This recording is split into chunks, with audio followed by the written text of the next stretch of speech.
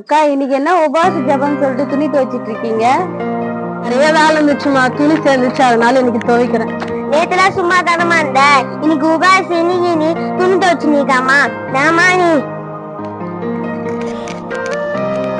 இப்பதான் இவ்வளோ துணி துவைச்சிட்டு வந்தேன், இவ்வளோ சாமான் சேர்ந்துட்டு இருக்குது. இது தேய்ச்சி வச்சுட்டு தான் ஜபத்துக்கு போகணும் போல. எவ்வளோ ஒற்றை தொங்குது, வீடே நார்த்தியா இருக்குது. ஒரு விஷயம் தெரியுமா? இந்த சர்ச்சக்காவும் மருமகளும் ஒரே சண்டைக்கா, போலீஸ் ஸ்டேஷன் வரைக்கும் போயிருக்கிறாங்க. என்னதான் நடக்குமோ தெரியலக்கா. நான் என்ன சொல்றேன், எனக்கு தெரியாத போலீஸ் ஸ்டேஷன் வரைக்கும் போயிட்டாங்களா? நீ ஒன்னும் ஜபத்துக்கே போறியா? மணி 12 ஆயிடுச்சு.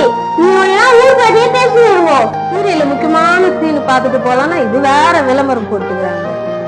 சோ 1 மணி ஆயிடுச்சு, எல்லா வேலை முடிச்சுட்டு ஜபத்துக்கு போடுவாங்க. லேட் ஆயிடுச்சு, சீக்கிரமா குளிச்சுட்டு ஜபத்துக்கு போகணும்.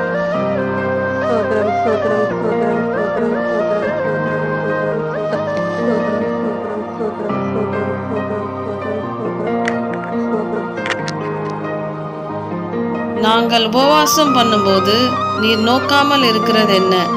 நாங்கள் எங்கள் ஆத்துமாக்களை ஒடுக்கும்போது நீர் அதை அறியாமல் இருக்கிறது என்ன என்கிறார்கள்.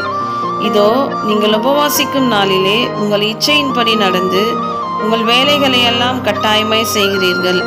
ஏசாயா 58வது அதிகாரம் 3ஆம் வசனம். சிலுவை யாத்திரை மினிஸ்ட்ரீஸ் லைக் பண்ணுங்க, ஷேர் பண்ணுங்க, கமெண்ட் பண்ணுங்க, சப்ஸ்கிரைப் பண்ணுங்க.